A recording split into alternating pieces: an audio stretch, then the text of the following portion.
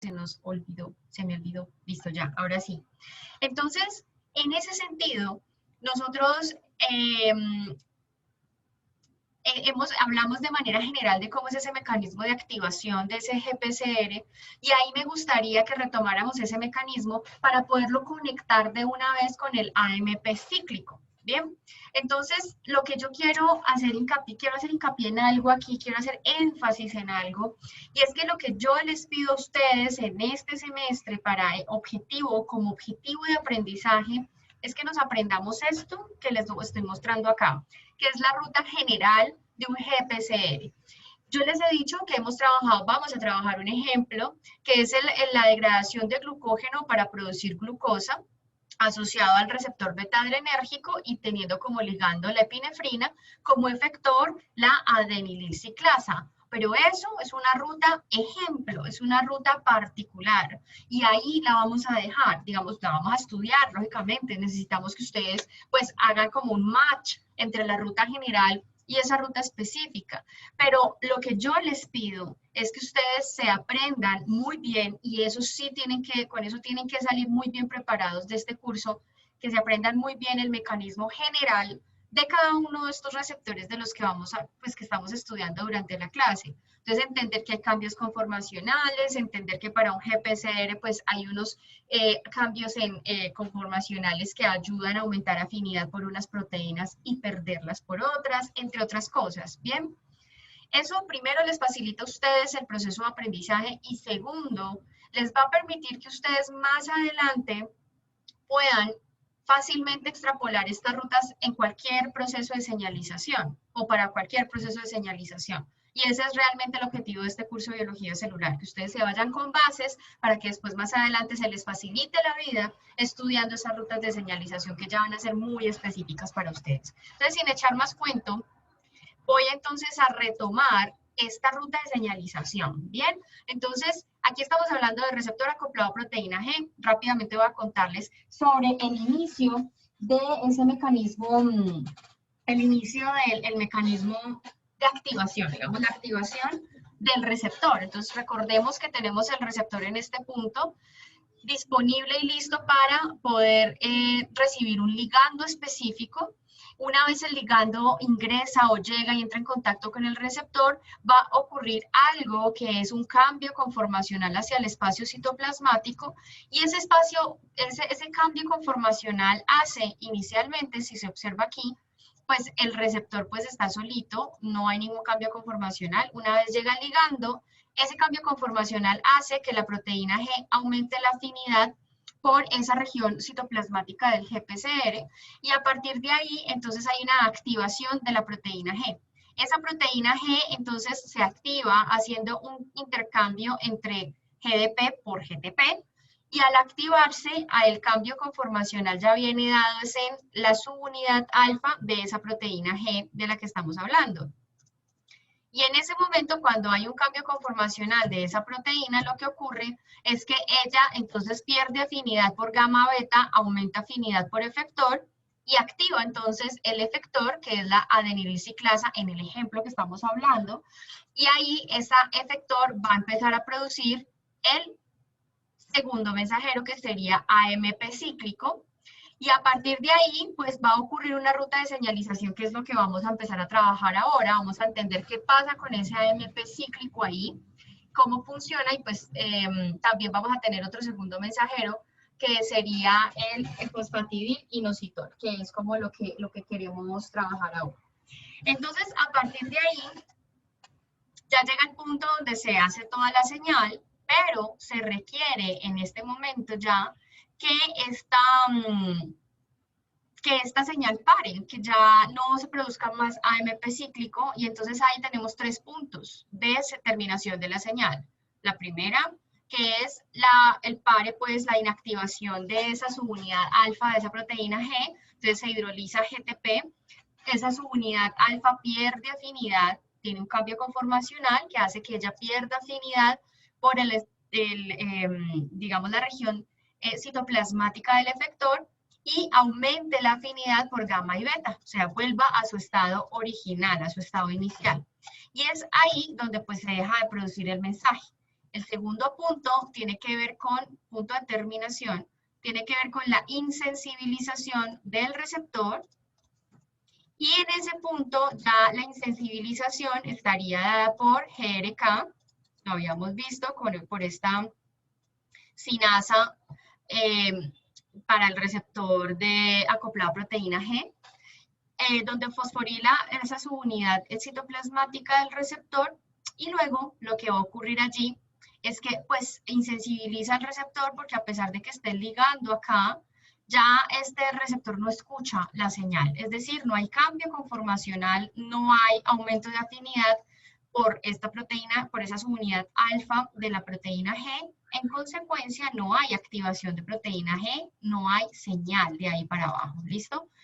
Se termina la señal ya con el reclutamiento de una arrestina. Entonces, la arrestina llega a esos puntos que están fosforilados, esos puntos en la parte citoplasmática o en la región citoplasmática del receptor, que están fosforilados, llega allí y allí va a inducir un proceso de internalización del receptor mediada por clatrina. Y ahí habíamos dicho que una vez el receptor esté adentro de la célula, en el citoplasma, lo que va a ocurrir es que él puede tomar 3 rutas: estar en el endosoma, degradarse o reciclarse. Y si está en el endosoma, puede estar interactuando o señalizando desde este punto otras rutas de señalización, digamos que haciendo convergencia o divergencia de esas rutas con otros mecanismos de señalización. Ese es un resumen rápido, breve, de lo que vimos la clase anterior, del mecanismo general que necesito que ustedes tengan acá, para que no nos vayamos a perder con estos ejemplos que vamos a trabajar ahorita. Entonces, ahí nos vamos a ir ahora a la pregunta 10 del taller número 8, donde hablábamos de cuál era el rol del fosfatidilinositol en el proceso de señalización con un GPCR. Entonces, ahí vamos a conectar un poco esto que vamos a ver como otro segundo mensajero, diferente al AMP cíclico que estábamos viendo ahorita. Vamos a tomar este ejemplo para poder empezar a asociar más esa ruta general con rutas específicas. Entonces, quiero escucharlos. Gabriel. Alejandra Arias.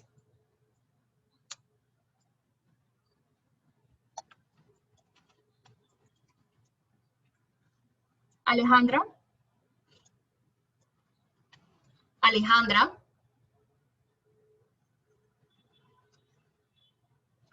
Alejandra Arias.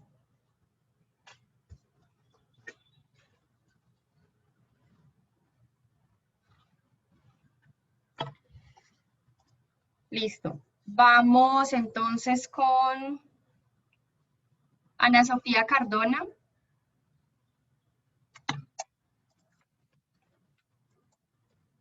Cardona. ¿Ustedes me están escuchando? Sí, profe. ¿Sí? Sí, Bueno. profe. Bueno, listo. Pensé que pronto había problema de conexión. Ana Sofía Cardona. Sí, profe. Uy, qué pena. Ya, sí. Es que yo no sé mi internet, como que no lo dije al principio y no sé por qué ahora está fallando y antes no. Dale. Listo, Ana. Cuéntame. Recuérdame, porfa, ¿cuál es el rol del fosfatidilinositol en el proceso de señalización con GPCR? ¿Por qué es un segundo mensajero? ¿Cómo funciona? ¿Qué entendiste en esa parte? ¿Qué pusiste en tu taller? Pues yo lo que tengo es que el fosfatidilinositol es uno de los componentes fosfolípidos de la membrana celular.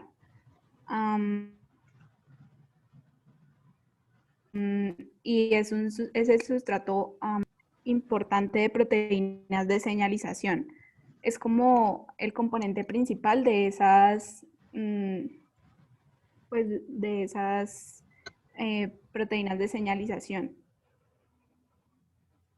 ¿De cuáles proteínas de señalización?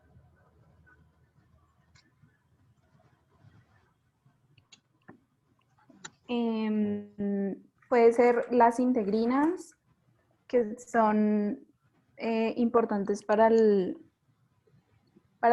proceso de señalización.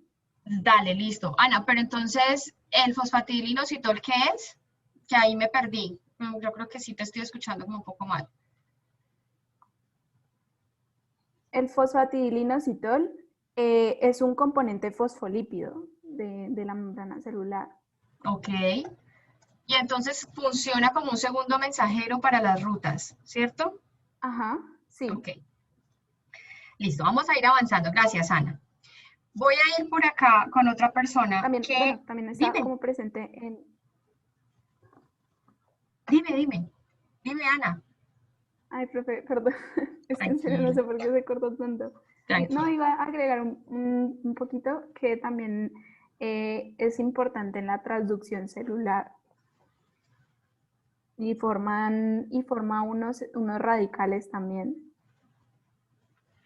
¿Pero en qué contexto o cómo lo...? Pues, profe, es que esa pregunta sí la tengo como un poquito como con ideas muy dispersas, porque pues la verdad no entendí muy bien. Pero te quería preguntar sobre eso. Yo encontré que ese segundo mensajero formaba unos radicales libres. Unos radicales libres. Bueno, digamos que sí libera una parte de su estructura para poder generar señalización. Lo vamos a ver ahorita. Listo, Ana. Muchas gracias. Juan Vale. Esteban. Gracias, Ana. Hola, Juan. profe. Hola. Hola. Pues lo que yo encontré del fosfatidilinositol es que se fosforiliza y Se se divide a la fosforiza. mitad. Ok. Entonces eso lo que hace es liberar fragmentos que pueden actuar como segundos mensajeros. Por ejemplo, un lípido en este grupo denominado PIP2, en respuesta a una señal de una enzima denominada fosfolipasa C, divide al PIP2, como Ok. habíamos dicho, en dos fragmentos, el DAG e IP3, que actúan como segundos mensajeros, como más específicamente, es como lo que hallé. Listo, listo, listo, Juan, muchísimas gracias. Muy bien, entonces aquí ya con lo que me acaban de comentar voy a complementar. Entonces, básicamente debemos entender que estos mecanismos de señalización celular van a estar relacionados también con otros segundos mensajeros, es decir, que si se activa un GPCR con con un ligando particular, hacia la parte intracelular, pues se van a producir otros segundos mensajeros y uno de esos segundos mensajeros se pueden producir a partir de los lípidos de membrana, específicamente el fosfatidilinositol es un caso de este tipo. Para poder generar partes, digamos, de esas estructuras, para tener partes de esos fosfolípidos, existen las fosfolipasas. Entonces, las fosfolipasas lo que hacen son enzimas que cortan lípidos. Entonces, las fosfolipasas pueden cortar, acá hay diferentes tipos, ¿no? Fosfolipasas que cortan entre el glicerol y el ácido graso, como estas PLA1 y 2, o fosfolipasas que pueden cortar entre el fosfato que se tiene acá en el glicerol, o entre el fosfato y la cabeza grupo, que ya sería PLCD y PLCC. Entonces, digamos que vamos a tener ahí diferentes tipos de señalización o diferentes tipos de moléculas que pueden hacer el corte de esos fosfolípidos de membrana para poder liberar partes de ese fosfolípido y que puedan funcionar como un mecanismo de señalización.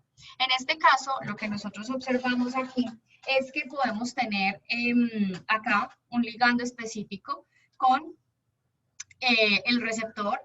En este caso, ¿cuál sería el efector de esta ruta que ustedes están viendo acá? Que fue lo que ustedes trabajaron de alguna manera en la clase pasada.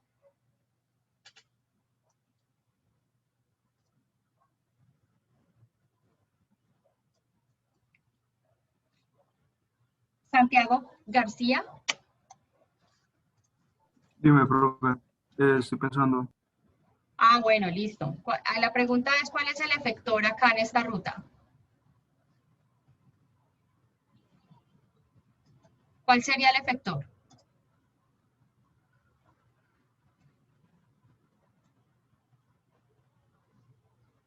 Profe, el efector no sería en este caso la proteína G. Listo, entonces tenemos un efector, una propuesta de efector por acá. Santiago, ¿cierto? Sí, profe. ¿Quién más, muchachos?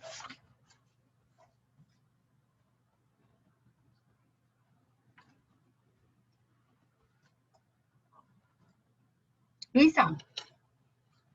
Profe, ¿no sería el fosfatidilinositol fosfolipasa B? Este segundo. ¿Por qué?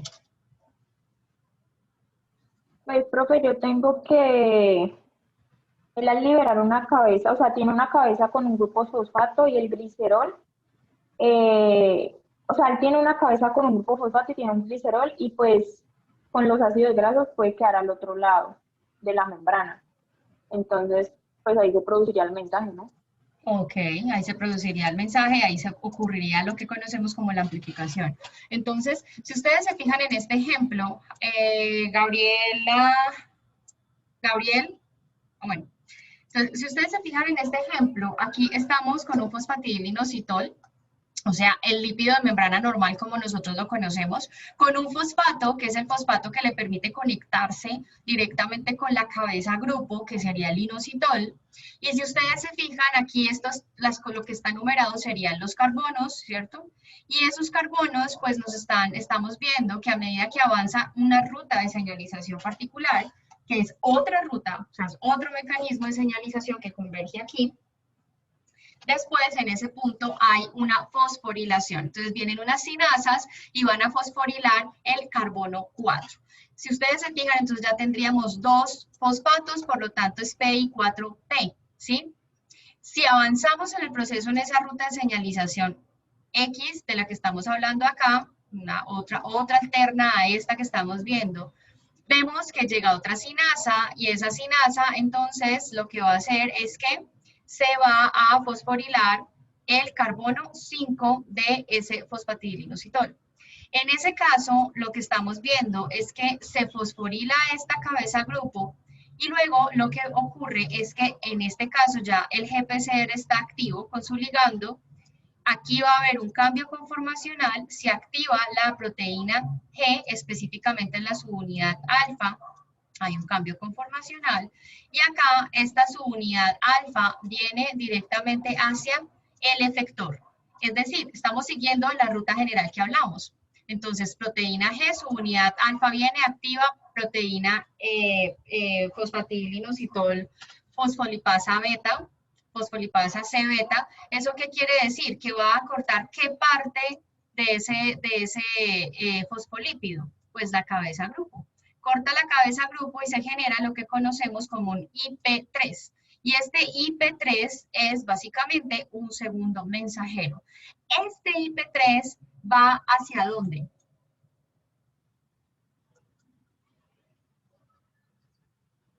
¿Hacia dónde va el IP3, chicos, chicas?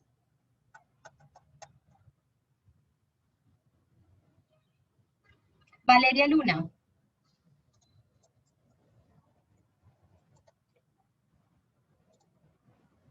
Valeria. Valeria. Valeria. Te estaba escuchando ahorita que estabas tecleando. Profe. Ahí te escucho perfecto, Valeria. ¿Ya? Sí. Es que estaba hablando antes y no. Pues te alcancé a escuchar el tecleo. Listo, Valeria, cuéntame, ¿ese inositol para dónde va? ¿Qué hace ese IP3 como segundo mensajero? Va para unirse a un receptor, ¿no, profe? Para un receptor, sí. ¿Para cuál? Déjame, miro en mis apuntes. Creo que es para el IP3. ¿Y ese receptor qué hace?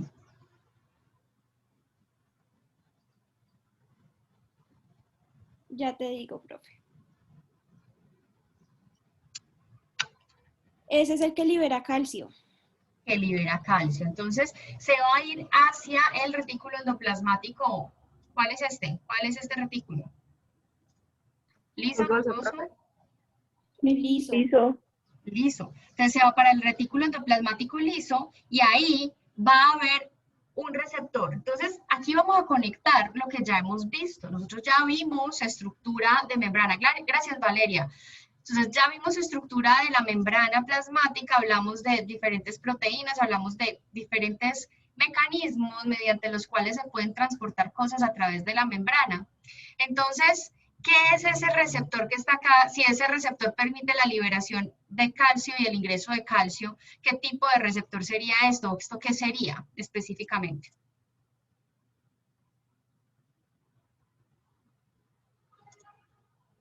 Chicos, chicas, necesito participación o pues entonces tengo que estar llamando. Profe, ¿no sería un canal de calcio Es un activado canal. por el ligando? Es Que es el- activado por ligando. Exacto. ¿Quién me está hablando por acá? Ana María Ana. González. Ay, Sí, Ana, tú me habías dicho que entrabas tardecito. Listo, súper. sí, ya logré solucionar, profe. Listo, Ana, gracias.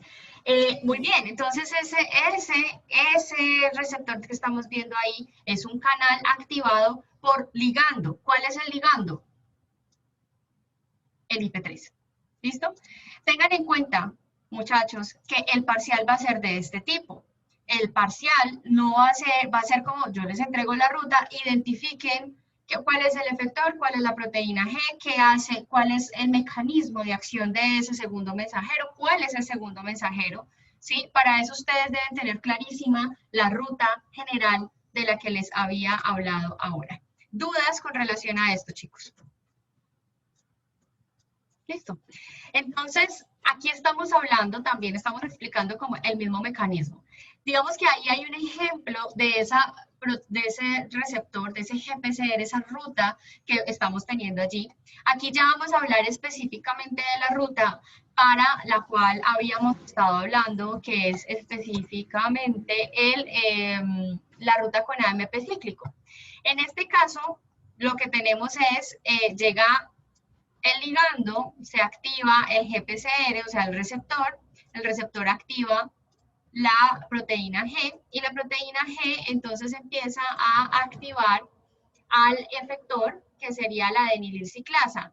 ¿Qué significan estas flechas que estamos viendo acá?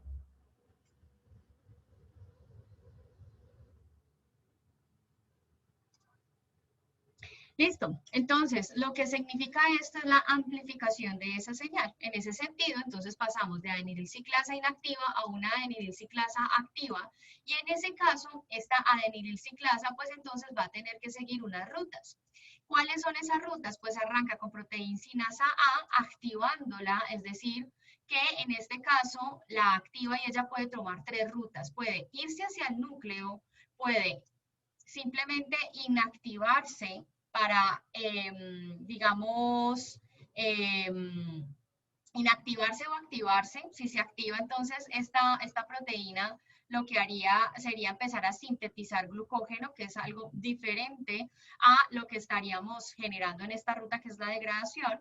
O puede irse directamente ya al proceso de producir, de degradar el glucógeno específicamente. Entonces, fíjense que todo arranca AMP cíclico, proteína sinasa A, y la proteína sinasa A puede tomar 3 caminos para poder hacer su proceso de regulación. En ese sentido, entonces, al final, lo que vemos es que esta proteína sinasa A fosforila a una sinasa fosforilasa, lo que hace que ella se active. Ella se activa y luego esta enzima va a activar luego a una glucógeno fosforilasa. Esa glucógeno fosforilasa, al estar activa, entonces empieza a hacer el rompimiento o la degradación del glucógeno para que la glucosa pueda ser liberada luego al torrente sanguíneo. Entonces, esto es lo que va a hacer el AMP cíclico una vez él es producido dentro de esa ruta de señalización que habíamos hablado inicialmente. ¿Cuándo para la señal? La señal para cuando ya se ha producido la suficiente cantidad de glucosa en sangre para dar la señal de pare. ¿Listo? ¿Dudas? Profe, ¿puedes volverte un segundito como al esquema, porfa? Es que no sé si hay alguna diferencia entre cuando se da la amplificación de la señal, digamos que está en medio de la flecha, o sea, como en medio de la ruta, o cuando ya está al final. Por ejemplo, digamos ahí donde tienes el puntero, pues está como en medio de la ruta, y en AMP y AMP cíclico, pues está como al final. Entonces no sé si hay alguna diferencia, si se hacen momentos diferentes o qué. Si se hace que en momentos diferentes, no te entendí esa primera parte. La amplificación de la señal. La amplificación se hace desde el primer momento en que se activa el receptor. Es decir, fíjate que desde el momento en que se activa la proteína G ya está haciendo amplificación. O sea, ¿cuántas proteínas G se pueden amplificar allí? ¿Cuántas se pueden activar? ¿Cuántas adenililciclasas se están activando para generar toda esta amplificación? ¿Sí? ¿Se recuerden? Que la amplificación Dime, Ay, perdón. tranquila. Ahí no puede haber, digamos, una amplificación de la señal, sino, o sea, si no se dan los pasos anteriores, ¿cierto? O sea, no es como que pueda ser independiente alguna de esas amplificaciones, ¿o sí? No, pues ahí cuando estamos hablando de esta ruta completa, pues una va a depender de la otra, ¿sí? Un paso va a depender del otro. Ahora, si estamos hablando de otra ruta que llega aquí y converge, estamos hablando que puede ser intervenida la ruta por otras moléculas que vengan de otro mecanismo de señalización y eso pues puede suceder porque las rutas pueden hacer convergencia y eso es una de las cosas que vamos a hablar ya para cerrar esta parte de señalización. Entonces puede ocurrir que venga... que no se active desde acá, sino que se active de otro lado, entonces en cuyo caso pues no sería secuencial, pero si estamos hablando de solamente esta ruta y solamente esta es la que está activa, un paso sí depende del otro. ¿Me hago entender? Ah, listo, profe, gracias. Listo. Muy bien. Entonces acá cuando hablamos ya de esta parte de los otros segundos mensajeros y cómo el AMP cíclico está funcionando en ese como segundo mensajero, aquí pues debemos entender que como veíamos ahorita, el AMP cíclico pues está dirigiéndose a una sinasa que se llama ¿cómo? La vimos ahorita, que es la PKA, es decir, la proteína sinasa A. Esa proteína sinasa A está regulando diferentes procesos dentro de la célula. Por lo tanto, muchachos, aquí hay otro punto de especificidad. Y es importante tener eso en cuenta. Entonces ahí estamos hablando que hay una especificidad desde el ligando al receptor, luego especificidad en la proteína G con sus isoformas, también isoformas del receptor, y luego internamente, cuando estamos activando el mismo, digamos, segundo mensajero, esos segundos mensajeros van a tener unas especificidades también que tienen que especificar su señal para poder generar el funcionamiento que se requiere o la respuesta fisiológica que se requiere. En ese sentido, entonces vamos a hablar de las proteínas, de las PKAs, de las ACAPs, perdón. ¿Qué son las ACAPs?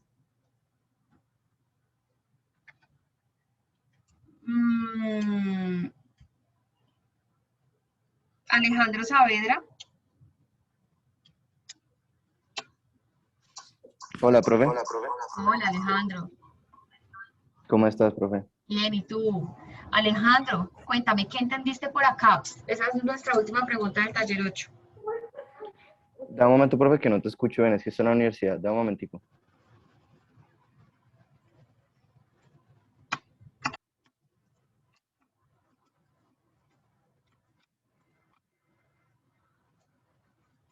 Gabriel.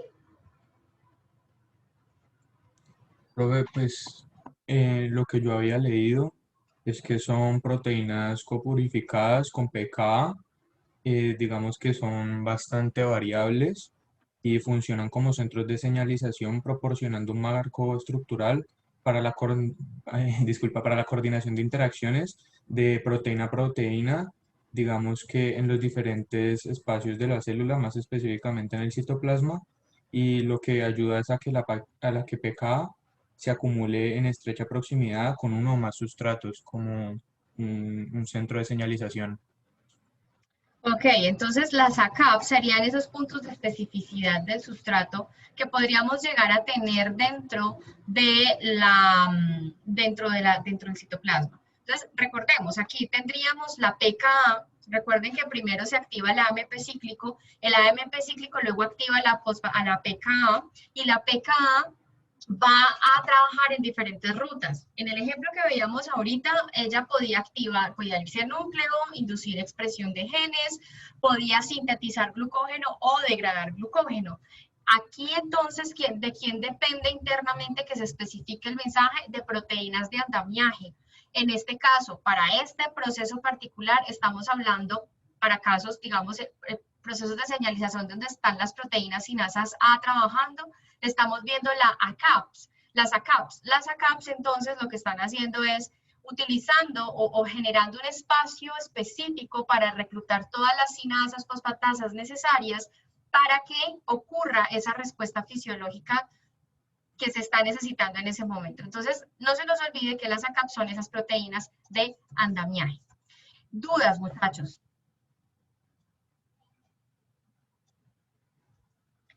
dudas? Profe, yo tengo una pregunta. Ujú. Si una de sus proteínas de andamiaje pues se ve, está dañada o algo porque sufre un cambio en su estructura o algo, o sea, puede cambiar la especificidad y hacer que esa proteína sinasa pueda interactuar en otra ruta. ¿Que pueda ¿Me repites, O por sea, favor? que no se vaya para la ruta que debería, sino que active otra ruta diferente. O sea, Por que haya un error en la especificidad. Ujú.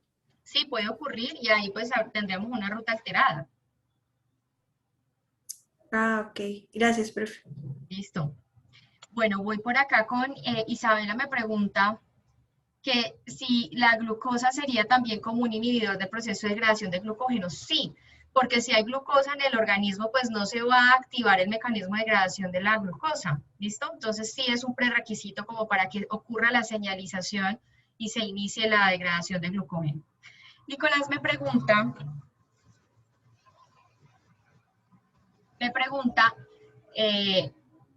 que si puedo volver a repetir lo de las proteínas de andamiaje. Bueno, chicos, eso fue lo que ustedes vieron en el taller la semana pasada. Quisiera que alguien de ustedes me explicara esa parte nuevamente para poder darle la respuesta a Nicolás, que fue lo que hablamos la clase. O sea, lo que ustedes ya han trabajado, lo que ustedes ya prepararon para las clases pues, de la semana pasada, de hecho. Entonces, ¿qué son las proteínas de andamiaje? Profe, pues creo, o sea, como para decirlo así muy fácilmente, creo que son las que van a ayudar con la estructura, o sea, como a que se acoplen y se organicen pues como, pues ordenadamente, sí. Que se organicen las moléculas que van a hacer transducción de señal. Gabriel. Pues lo que va a ayudar, digamos que estas proteínas de andamiaje es a regular como tal la función y digamos que proveer una señalización, digamos, organizada para que se pueda dar el proceso celular que se necesite, o sea, para que no sea como una explosión y que se den muchos procesos a la misma vez, sino que se puedan dar los procesos de manera organizada. Ok, es una organización, es aportar especificidad. Muy bien. Alejandro. Hola, profe. Profe, es que también algo importante que no sé si mencionaste, que es los triángulos verdes que aparecen ahí, que esos serían pues las fosfatasas, que también son muy importantes para regular esa función que tienen porque van a quitar los fosfatos o también van a regular esa parte. Entonces, pues parte del andamiaje es gracias a esas fosfatasas que se dan ahí de color verde. Muy bien, claro. Entonces son fosfatasas y sinasas. Recordemos, ahí siempre vamos a tener de los dos tipos, porque estamos hablando, como lo dice Alejandro, estamos hablando de las moléculas que están haciendo transducción de señal. Entonces recuerden que siempre que hay un proceso de transducción hay fosfatasas y hay sinasas que unas ponen el fosfato y otros lo quitan, como nos cuenta Alejandro. Muy bien. Bien, entonces vamos a avanzar. Profe, yo tengo Dime, una duda Isabela. chiquitica. ¿Sí? Las PKs son como lo general, ¿cierto? Y las AK son específicas para las Rutas. proteína quinasa A. Son específicas para la proteína sinasa A y para las rutas, digamos, las funciones fisiológicas que se van a tener específicas, ¿sí? Entonces, por ejemplo, tengo la ACAP que tiene que reclutar a la PK, por lo que tú estás diciendo, ahí la tienes supremamente clara, pero se van a reclutar también otras sinasas y fosfatasas que van a estar involucradas específicamente en la formación de los microtúbulos y en regular esa dinámica de los microtúbulos, por ejemplo, ¿sí? Sí, profe, gracias. Listo, muy bien. Vamos entonces a avanzar, chicos y chicas. Aquí ya vamos a pasar a nuestro taller 9, que fue el taller asincrónico que ustedes realizaron la clase pasada. Y aquí los quiero escuchar un poco más a ustedes.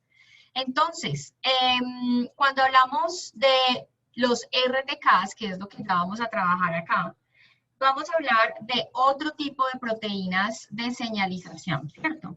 Entonces quiero escucharlos con el primer punto del taller, donde les pregunto cuál es el rol que desempeñan las proteínas tirosina y sinasa y pues que describamos de manera general esos RTKs. Entonces voy con Mateo Arango.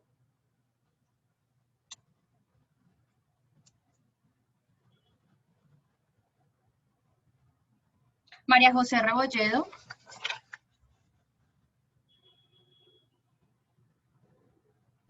Hola, profe, ¿cómo estás? Hola María José, bien, ¿y tú? Bien. Profe, me asusta un Súper. segundito, que es que se me cerró el taller. Dale, sí.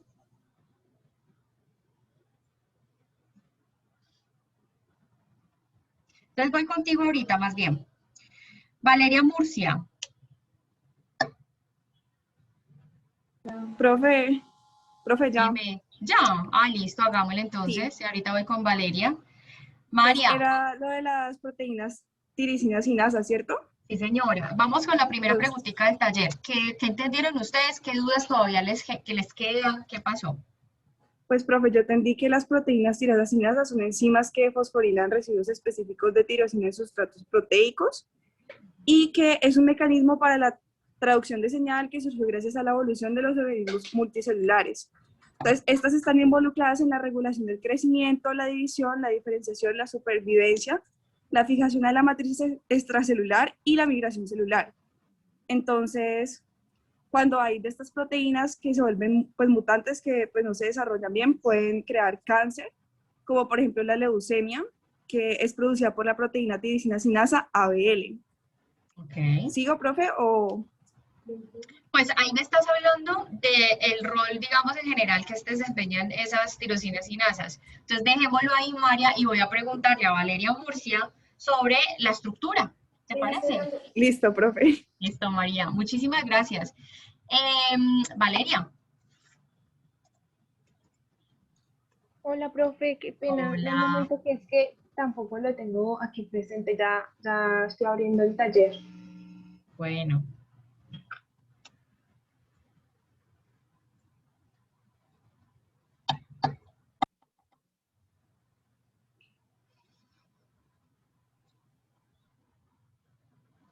Bueno, mientras tú abres el taller, recomendación para próxima, si estamos en la clase y sabemos que tenemos un taller con el que vamos a trabajar, pues lo tenemos abierto, ¿sí o no? Para irnos guiando, ir corrigiendo, ir retroalimentando, ¿sí? Entonces, mientras Valeria lo abre, pues abre el taller, me voy entonces con alguien más. Lastimosamente, todos los hombres de este grupo me dicen que tienen problemas de conexión. Juan Camilo González.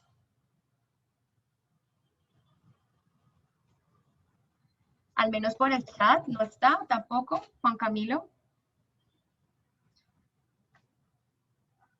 Claro, la idea es que quienes tienen, chicos, tengan en cuenta algo, que yo no sé por qué estoy sintiendo que algunos me están dando, me dicen que tienen problemas de conexión para no participar. Tengan en cuenta algo, algunos, no estoy diciendo que todos, ni que sea como para todos la recomendación.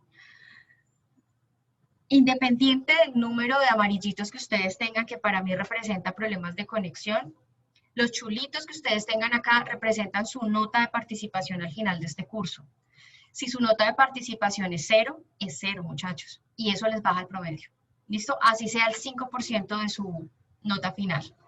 Entonces, ténganlo en cuenta. Yo algunos que tienen problemas de participación, de comunicación, digamos, o de conexión, algunos les pregunto para que participen por el chat también, porque es que no es el único medio de participación el hablar en la clase por el micrófono, también por el chat podemos hablar. Entonces, ténganlo muy presente, porque al final esto se traduce en su nota de participación, ¿listo? Entonces, obviamente el chat es súper útil para que puedan participar aquellos que tienen problemas de comunicación, perdón. Entonces, vuelvo nuevamente. Valeria, muy bien, listo, ya tienes abierto el taller, cuéntanos. Ya lo encontré, qué pena, perdón. Listo. Listo, entonces, estructura. La estructura, bueno, pues como ya sabes, pues de la tirosina sinasa, ¿cierto? Vamos allí. Sí. De la estructura de la RTK como tal, ¿cierto, profe? Sí, que es lo que estamos hablando. Bueno, listo. Pues como ya sabemos, estos son receptores, son proteínas, perdón, integrales de membrana que contienen una sola hélice transmembranal transmembrana, perdón, y que son una proteína no receptora de TK y tienen también un dominio de unión a un ligando extracelular para poder pues, realizar todo el proceso de comunicación. Ok. Listo, Valeria, muchas gracias. Alejandro, ¿qué tienes para comentarnos? Pues, profe, una aclaración ahí Cuéntame. es que pues la compañera acaba de mencionar como la estructura, pero nuevamente esta estructura se divide en dos, porque las proteínas tirosina sinasa se dividen en dos grupos, las que son receptor de proteína tirosina sinasa y las que no son de receptor. Entonces, como para aclarar eso, porque la estructura varía dependiendo, uno sí es integral y otro pues sería citoplasmático. Muy bien, Alejandro, muchísimas gracias. Muy bien. Entonces, eso que acaban de decir tanto Valeria como Alejandro es lo siguiente. Entonces, como dice muy bien Alejandro, y lo que nos acaba de escribir Valeria, pues está relacionado específicamente con el receptor, pero lo que nos acaba de decir Alejandro es que las proteínas tirosina sinasa son proteínas que están trabajando dentro de rutas de señalización normalitas, ¿listo? O sea, dentro de las rutas de señalización vamos a tener proteínas tirosina sinasas que están fosforilando directamente un sustrato. Eso es lo que normalmente va a ocurrir con estas proteínas sinasas. Son proteínas tirosina sinasas muy abundantes, alrededor de 90 tipos de proteínas de estas tirosinas sinasas, que están regulando procesos muy importantes como el crecimiento celular, división, diferenciación, sobrevivencia, migración de las células. Entonces es bien importante el funcionamiento de estas proteínas como sinasas dentro de una cascada de señalización. Pero vamos a tener algunos miembros de estas familias de proteínas que van a ser, como Alejandro nos hacía la aclaración ahorita, van a ser receptores tirosina sinasa. Es decir, no pierden la función de fosforilar, pero ya esas proteínas no están en el citoplasma, sino que son proteínas integrales de membrana que están funcionando como un receptor. Bien, a partir de aquí vamos a hablar entonces ya, y esto sí lo voy a dejar para que ustedes me lo comenten, porque ya vimos la parte del GPCR, entonces para ustedes va a ser un poco más intuitivo explicar este proceso de activación el receptor. Entonces, ahí vamos a hablar de también tipos de receptor RTK y vamos a hablar de dos mecanismos de activación. Entonces, rápidamente quisiera escuchar a Valeria Luna al final. Sí, Valeria Luna estuvo. Ah, no, es Murcia. Valeria Luna, ¿dónde está? Hola, profe, yo sí te participé, pero si quieres te digo la 2. Dale, listo, pues. Espérame Una que yo no... cosita, en esa nos había quedado la duda si se pedía la explicación de la activación y mediación de RTK o si describíamos el proceso. Entonces pusimos ambas. ¿Te digo ambas? ¿Ambas es qué? ¿Cómo así ambas? Ay, no te entendí ahí. O sea, nosotros explicamos primero cómo se activa y se media el RTK y después pusimos el proceso de RTK, pero como en amplios espectros, o sea, como no Sí, o sea, específico. sí, ya como la activación. ¿Y qué pasa después de la activación?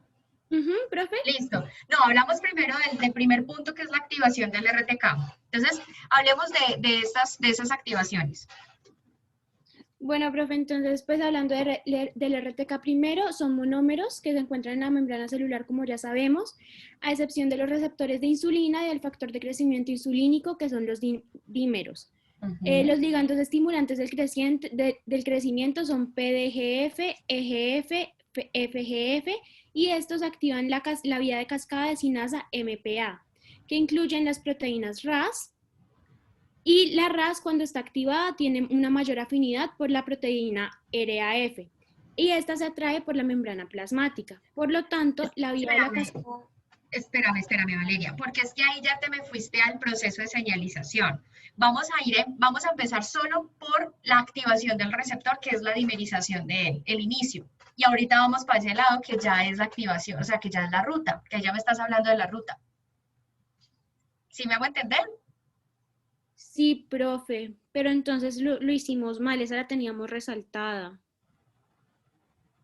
porque es que cuando les dije explique cada uno de los pasos del mecanismo de transducción de señal mediado por un RTK desde su activación hasta su terminación, es decir que ustedes no revisaron esto.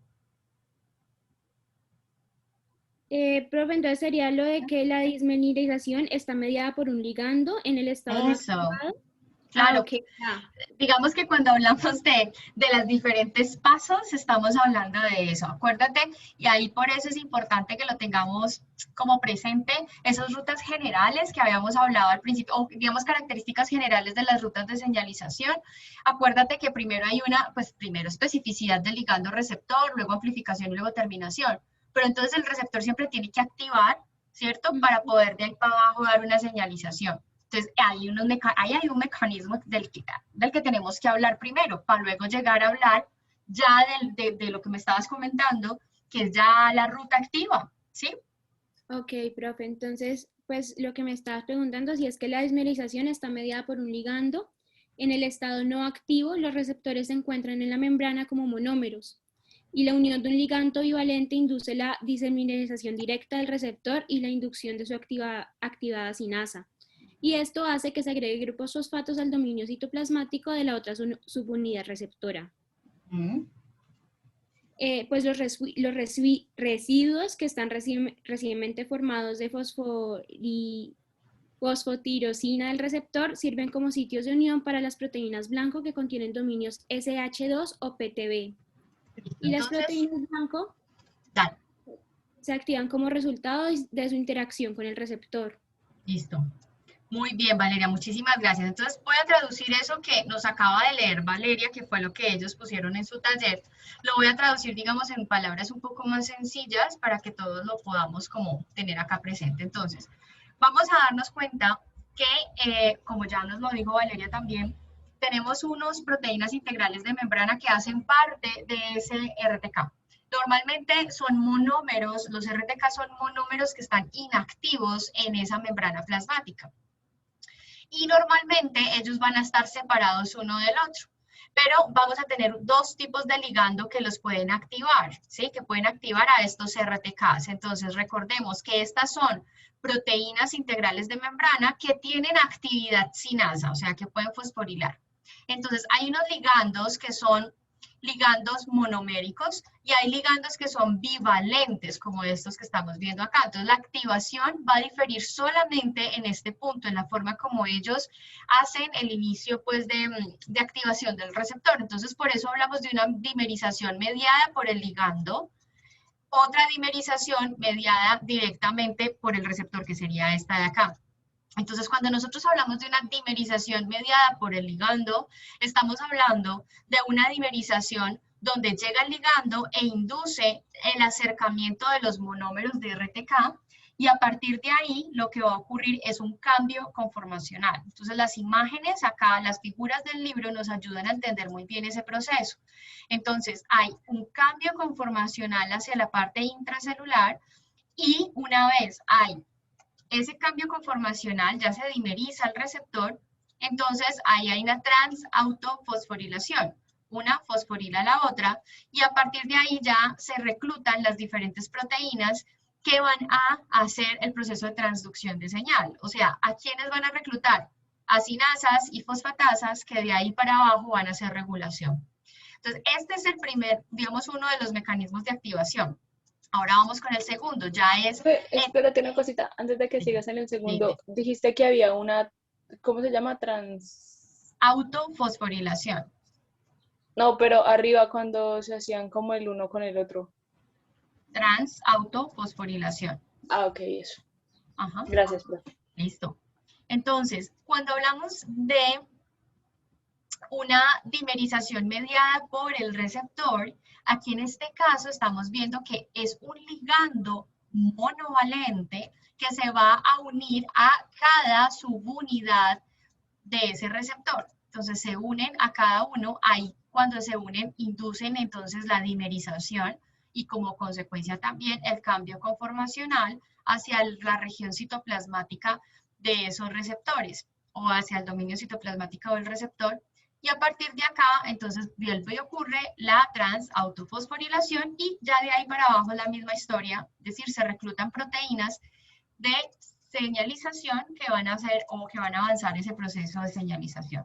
Es decir, lo que estábamos hablando ahorita es esto mismo, donde estamos hablando de esos mecanismos de dimerización, una mediada por ligando, otra mediada por receptor, donde al final vamos a tener son centros de reclutamiento, que lo habíamos visto en las clases anteriores también. Es decir, en las clases anteriores habíamos hablado que teníamos dos tipos de receptores, un receptor donde había un efector y un segundo mensajero, otro receptor donde ya lo que había eran los sitios de reclutamiento, y este es el caso. Entonces, aquí en este punto ya vamos a hablar de cuáles son las proteínas que se están reclutando acá. ¿Cómo es ese mecanismo? ¿Qué tipo de proteínas, más bien, son las que se reclutan una vez estas RTKs están activos? Alejandro. No, profe, yo tenía una pregunta sobre la parte anterior, pero no sé si entonces la dejo para después o... No, de una vez, hagámoslo. Es que pues Mejor. no me queda muy claro cómo, o sea, técnicamente el ligando se tiene que unir un receptor, ¿cierto? Sí. Entonces, ¿cuál es la diferencia entre una que es mediada por un ligando y la otra que es mediada por un receptor? O sea, esa parte no la tengo clara porque en mi lógica el ligando se une al receptor y el otro ligando también se une a un receptor. Y la diferencia es que un ligando es bivalente y el otro no. Entonces, no sé cuál es la diferencia ahí entre llamarlo mediada por ligando y mediada por receptor. Cuando hablamos de mediada por ligando, fíjate acá. Cuando hablamos de mediada por ligando, si tú te fijas, el ligando, la presencia del ligando hace que estas dos se dimericen, ¿sí? Es decir, el ligando se une, un solo ligando se une a las dos subunidades de ese receptor. Por eso es mediada por el ligando, o sea, se unen porque este ligando está en presencia acá, llega, hace presencia y va a tener unas interacciones acá electrostáticas que van a hacer que los dos receptores o las dos unidades se dimericen. Cuando hablamos de una dimerización mediada por el receptor, ya estamos hablando de que hay un monómero, un ligando monomérico, y cada ligando, un ligando se va a unir a cada subunidad. Entonces ahí ya estamos hablando de que la unión o la dimerización ocurre por el cambio conformacional generado por el ligando, que si ustedes se fijan acá, pues el libro es muy esquemático en ese sentido, induce el cambio conformacional acá, y ahí sí hay un proceso de dimerización entre ellos dos, ¿sí?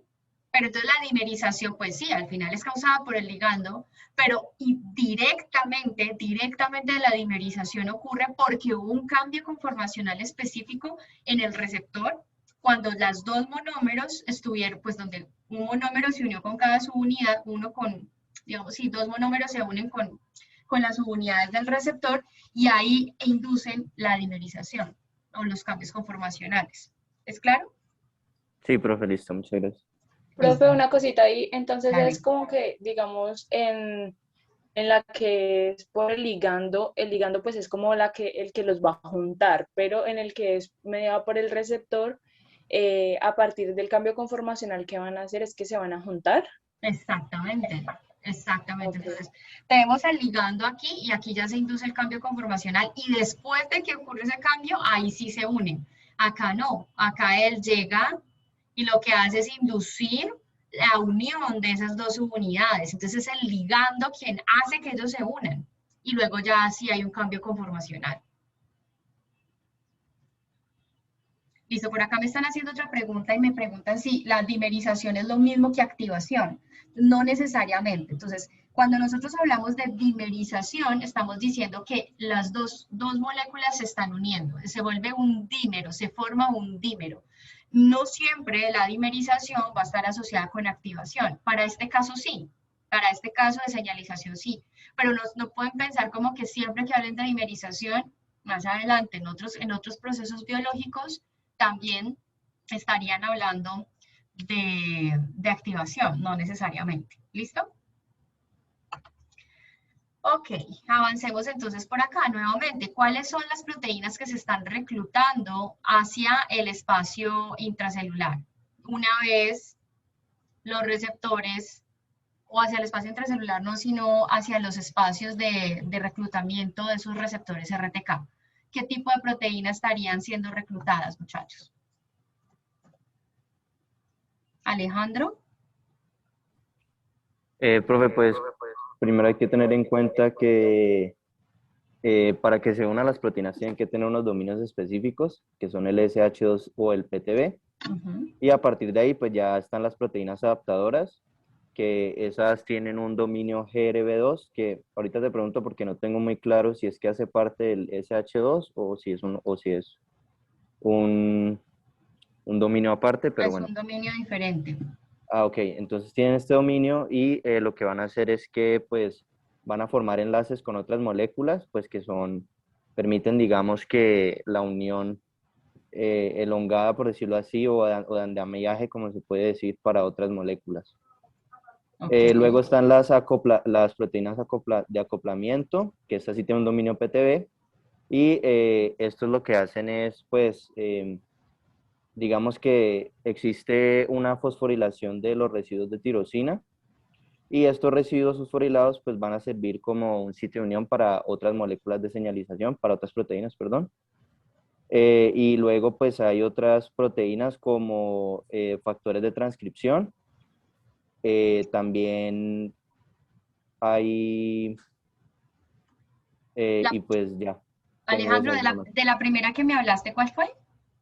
Las proteínas adaptadoras. Adaptadoras, acoplamiento y factores de transcripción, me has hablado, ¿cierto? Sí. Listo. Sí, correcto. Gracias. Entonces, muy bien, ahí ya tenemos diferentes tipos de proteínas que van a llegar, que son proteínas de adaptadora, que es lo que nos estaba mencionando ahorita.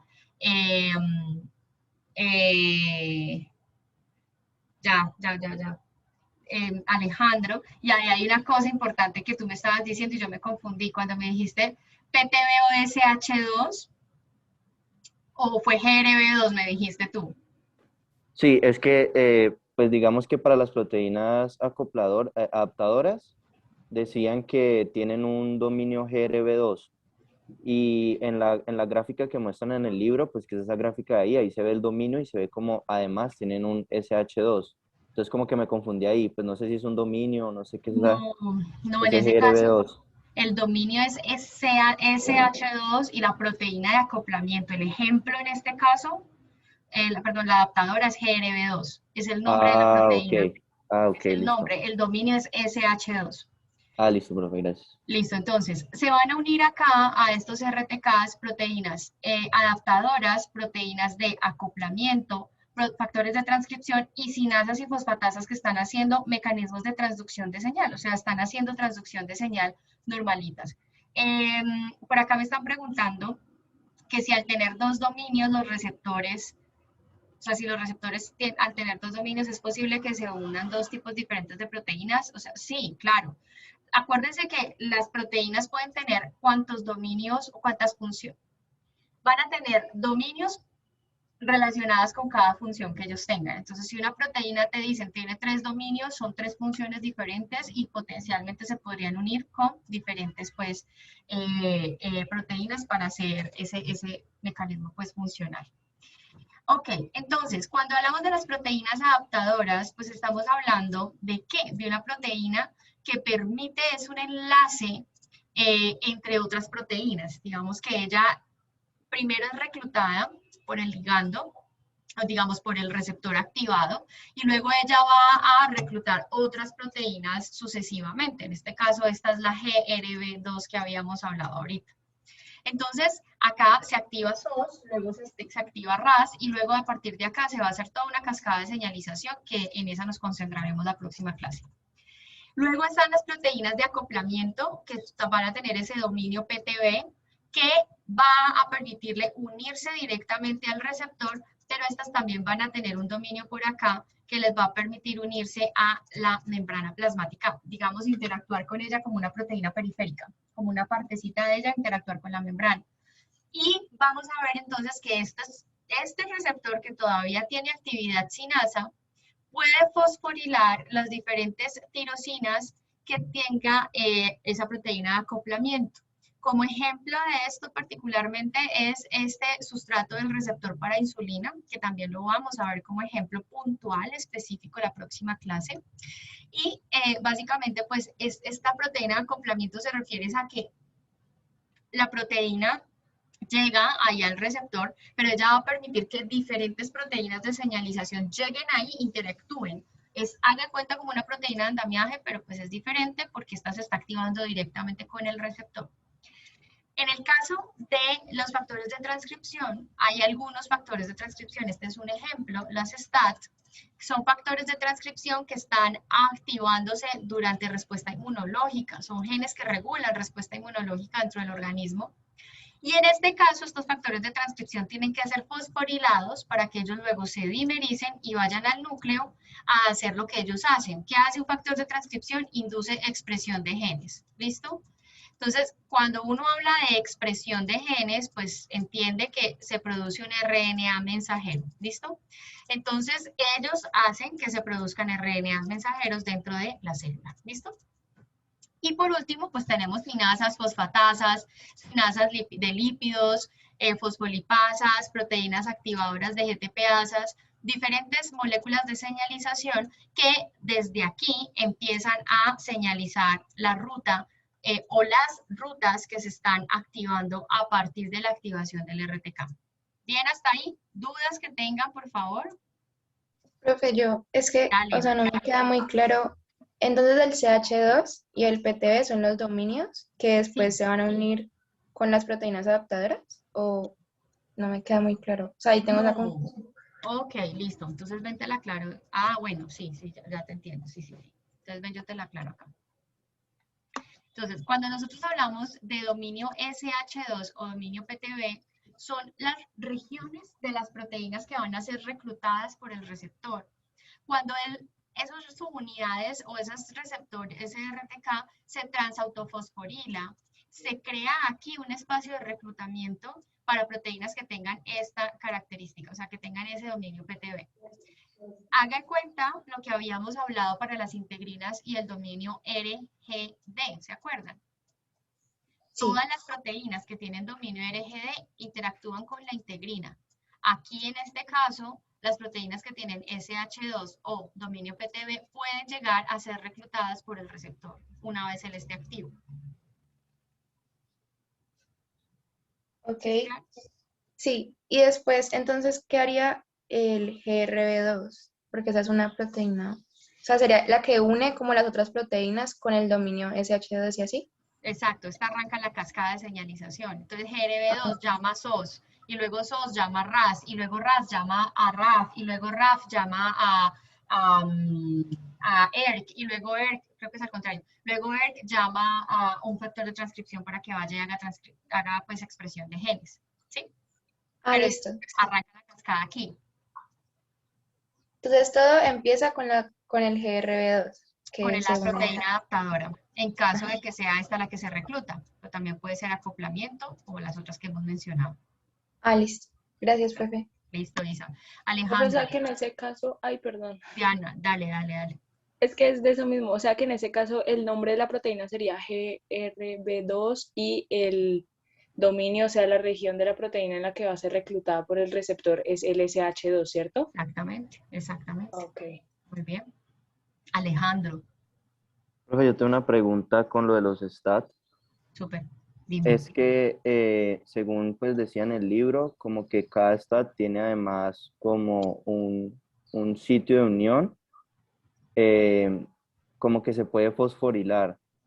Entonces eso permite que se unan más STAT, pero el mecanismo como tal por el cual funciona eso, como esa cadena que se va formando, no la entendí. Bueno, básicamente aquí es más que se forme la cadena de STAT, es que este se fosforile para que luego se dimerice con otro y se mueva. ¿Sí me hago entender? Entonces la dimerización va a ocurrir una vez cada subunidad de esa proteína STAT ha sido fosforilada. Hay cambio conformacional y ahí aumentan afinidad entre ellas, se dimerizan y ya pueden, digamos, hacer su función dentro del ADN genómico, que ya es iniciar la transcripción. Ok, pero entonces no es necesariamente como dice en el libro que que es viceversa, o sea, que se van juntando de manera indeterminada o hasta que lo necesita la célula, pues. Claro, o sea, es decir, aquí hay amplificación. En lo que se refiere en ese proceso es que puede haber un proceso de amplificación, es decir, se van a fosforilar muchas proteínas STAT. que entre ellas después se van a unir. ¿Sí me hago entender? Se van a dimerizar, pero entonces van a haber es dímeros. Entonces se van a producir muchos dímeros que luego van a hacer esa inducción de expresión dentro de la célula. Ok, listo, profe. Y última preguntita, ¿y esos dos, o sea, esas moléculas de STAT, ambas tienen que estar fosforiladas, ¿cierto? Para poder juntarse. Sí, tienen que estar Listo. activas, digamos activas Listo. en ese sentido. Listo, Alejandro. ¿Qué otras dudas hay, muchachos?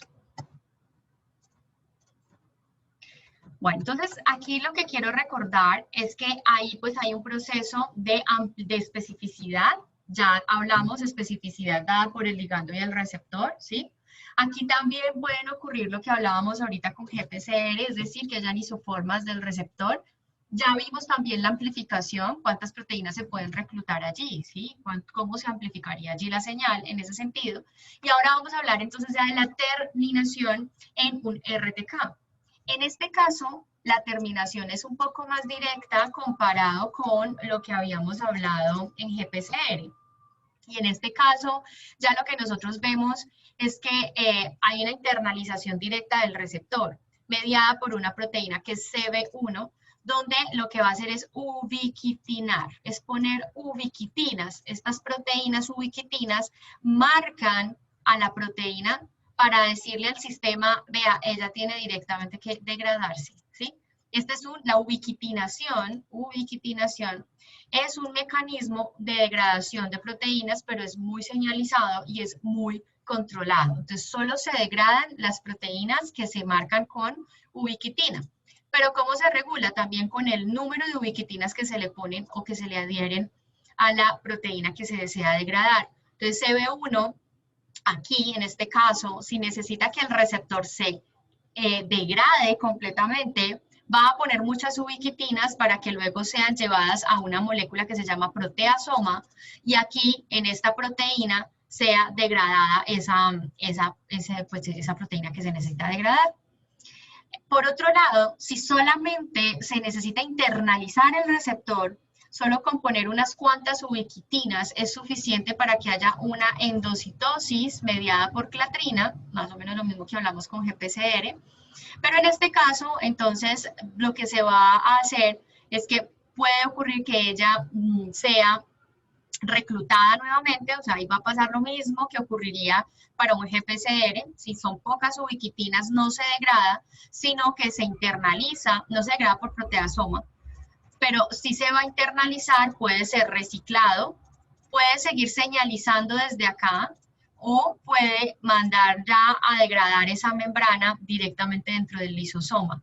¿Por qué no se va por proteasoma? Porque no tiene el suficiente número de ubiquitinas para degradar. ¿Listo? Ahí hablaríamos ya de la terminación de un RTK. Bien, entonces ese es el mecanismo general de los RTKs. La próxima clase vamos a hablar de los ejemplos particulares, mecanismos ya reales de cómo funciona un RTK y ahí vamos a hablar de las mapsinasas, ¿listo? Como ejemplo de funcionamiento de RTKs. Y también vamos a hablar del receptor para la insulina como un ejemplo de proteína de acoplamiento. Bien, vamos a hablar de dos ejemplos de la señalización mediada por una proteína adaptadora, que en ese caso serían las mapsinasas, y el ejemplo ya de una señalización regulada por una proteína de acoplamiento, que sería la regulación de la insulina directamente. ¿Dudas, chicos y chicas? ¿Todo claro hasta acá? Ok, entonces les deseo buen resto de día. Nos vemos entonces el jueves. Y pues espero pues que traigan sus dudas, comentarios para la próxima clase. ¿Listo? Vale, profe. Vale, profe, gracias. Vale, profe. Que estén muy bien, les deseo buen día. Chao, profe. Gracias. Chao, profe, profe. Gracias gracias. igualmente. Profe, una pregunta.